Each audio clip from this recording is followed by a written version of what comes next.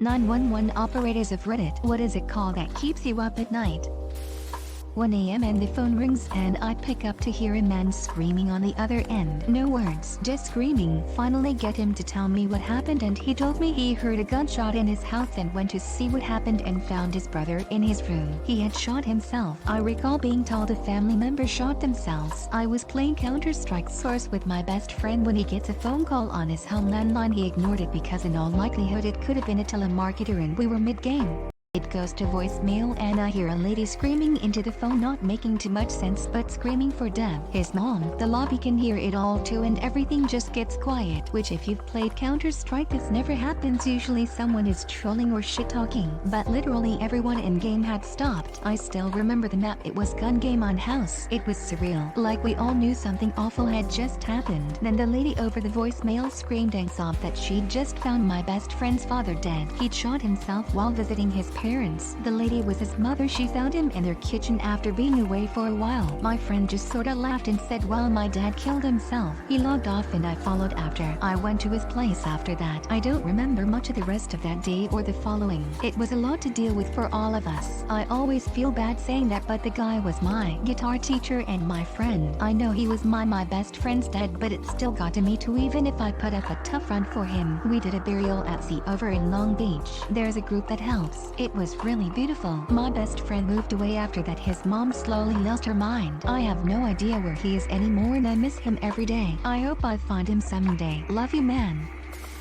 I am a firefighter and I overheard a call on the radio from another unit. They were dispatched to a possible suicide. The information given while the crews were en route was patient's wife came home and found a note on the door saying, honey, I am already gone. If you're reading this, please do not come in and see me like this. The crews arrived and the next thing you hear on the radio was the paramedic telling dispatch code 4, meaning patient is deceased, and in the background you can hear the wife screaming bloody murder as loud as she could. It was chilling.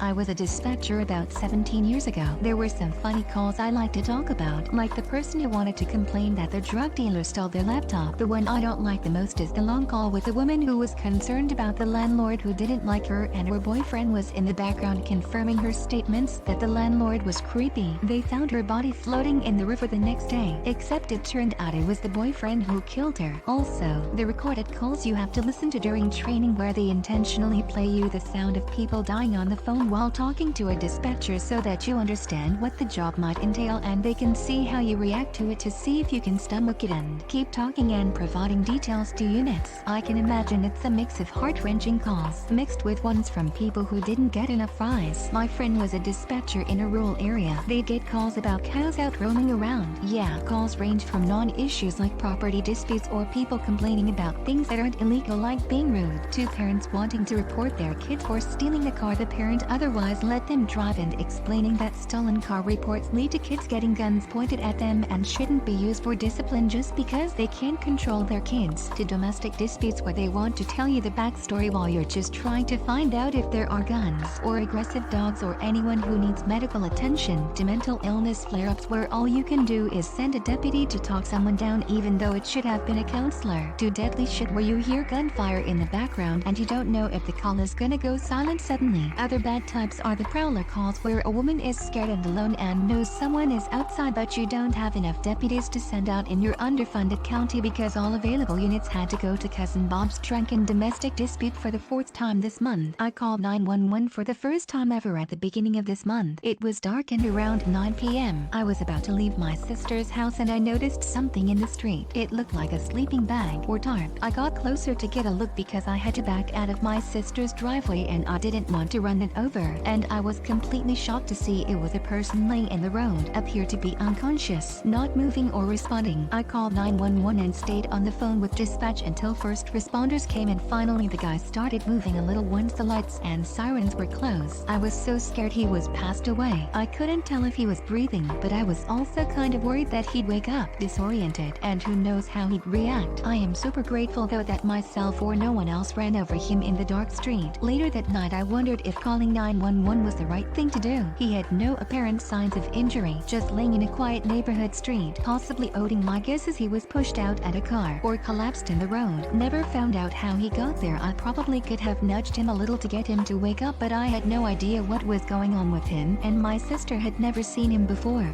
and I was just shocked. He looked pretty startled when he woke up with cops shining their lights in his face. I've only ever called 911 once as well. My wife had gone into active labor with my daughter. The baby was on her way out and I was freaking out. 911 operator helped talk me through what I needed to do and what to watch out for. They were calm and professional and kept me from panicking. Luckily it was an easy birth and everything turned out fine. Baby was in my wife's arms before paramedics ever showed up. That evening, the same operator called our hospital room to see how everyone was faring and if the baby was alright. I was amazed that they cared enough to do that after the fact. 911 operators have all my respect. I got a 911 call about a vehicle that ran off the road. The caller told me that the female driver was unconscious but had a pulse. He then proceeded to tell me that the passenger was a fatal. I asked if he had checked for a pulse, at which point he told me it was a young child that had been decapitated. I asked him to find anything he could to cover the child because I didn't want the mother to regain consciousness and have that be the last image she had of her child. It was 9:30 am. I had been on shift since 7 am. All the ambulances had checked in for morning mileage and radio checks. All was good. Call comes in on the emergency line. My son is not breathing. Okay, we got this. Start going through the steps of checking for a pulse breath while dispatching the closest ambulance. I am almost to the part where we start CPR when the ambulance calls back dispatch. Our Rick is dead. You got to be e-ducking kidding me. You called in this morning with a radio check. Did you not check your goddamn ambulance? Nearest ambulance is one whole county over. 30 minutes. 30 minutes for a situation that needs immediate medical intervention. The mother is screaming on the phone, crying. The sister comes in and starts screaming the name of her brother. I have to tell them the ETA for an ambulance is 30 minutes. It's been almost 10 years since I was in EMS dispatch and I occasionally wake up in a cold sweat thinking about that call. I had a witness to a fatal motorcycle collision on the phone with me and he goes, someone's crossing the road to help. Oh my god, she just got hit by a car. She's dead too. And he just screamed and hung up. An off-duty nurse who stopped to help the motorcycle rider was hit by another car and killed. It was on the news later and I found out she had a husband and 2 very young kids. I was on workers' comp for about 3 weeks while I recovered from that one. Happened to a friend of mine, but it's something I always think of and the thought just haunts me. We worked in a police emergency call center. She covered my shift as I wasn't feeling too good. She was working the day of the Christchurch mosque shooting. She said the phones were going off with people calling about the shootings. She spoke to a lady who was in the mosque. The lady was frantically screaming and she could hear the gun going off and all the screaming in the mosques. The lady stopped screaming but she could still hear what was going on in the mosque. She still has PTSD from the event and took time off work. We don't know who the lady was or where she is, but this call will always haunt us. It always scares me that could have been me. One thing that makes me horrified to this day was when I was first staring out as a 911 operator. I picked up the phone and I heard an older woman on the line say that someone was in her house and she didn't have anyone or anything to protect her. She then told me that she was hiding and whoever it was is coming near her. I then heard silence on the line. I later found out she was kidnapped and never found. I still have nightmares about that day and I wish there was something I could do. So I have had plenty of heartbreaking calls, but the one that actually keeps me up is because it was so weird and disturbing rather than tragic. So set up I work medical and we cover a fairly large geographic area. Calls come over with minimal info from the first call takers, so we know location and that it's a medical issue. Okay, tell me exactly what happened. Standard first question. A young sounding woman replies pretty calmly but energetically, my back hurts and Uncle Ricky is real. She proceeded to explain that she had chronic back pain and that she'd been in the hospital the day before because of it, but they didn't refill her meds while she was there, and Uncle Ricky made her throw her old ones out. The more we talked, the more irrational and erratic her answers got. I asked her to make sure the door is unlocked and pets are put away, and she says the door is open. Then she tells me about her cat and that it's already outside. Don't tell Uncle Ricky about her cat. He made them kill the last cat she had. Her dad and her cousins. They killed all the cats, but they're locked up now. She named off all her cats for me. There were a lot. She mentions that there's a Sasquatch outside. She can see its eyes in the woods. She kept this up for 20 minutes. Just before the ambulance arrived, she starts talking to someone who got there first. It's a patrol car that had been quietly sent. First thing the officer asks after addressing her by name, which wasn't the one she told me, how did you get inside this house? There was a logic in her rambling, a terrible consistency about her Uncle Ricky, but there was plenty of random mental health delusions in her conversation, and she was 30 miles out of town in in a house that wasn't hers. Don't know what happened to her or what had happened to her. How much of what she told me was real or fantasy, of nightmarish delusion meant to lie to herself. I wonder whose house she was in, where they were, or why she picked that house. What was out in the woods looking at her? Was there even a cat there? Was Uncle Ricky actually real? In the end, long mental health calls trouble me the most. Delusional people tell almost believable stories with deep honesty. They've told me about werewolves and demons and ghosts at the foot of their bed. Some say their upstairs neighbor is poisoning them when they live alone. Most of the time there is no follow-up on what was really happening, at least for the call takers. Wondering how truthful the strange frightening stories keeps me up at night. I spent a few years volunteering on a mental health helpline, and yeah, the floridly psychotic calls are super intense. We would focus on validating feelings, fear, sadness, anger, etc. without validating experiences, Uncle Ricky, Sasquatch, etc. While trying to make an agreement, they would talk with someone in their life about their worries, preferably a medical professional. You're never going to be able to sort out truth from delusion in a single call, so there's no point in trying. Building rapport and linking to support are the goals. It sounds like you did a great job. I came across a few situations like this in college where I was able to get the person in contact with their parents and talk with them afterwards to get them calmed down. I've got a family history of mental health issues, so I have got some idea of where the pressure points are. But I moved up to a new city recently. I've seen one houseless person having a crisis outside my apartment recently, and I want to know if you have any pointers about handling that situation in the future. 911 here is fairly centered on police when it comes to issues like that, and I didn't feel safe approaching them on my own. I could wake up my BF the next time I come across people having similar issues, but I'd love to know if you have any recommendations.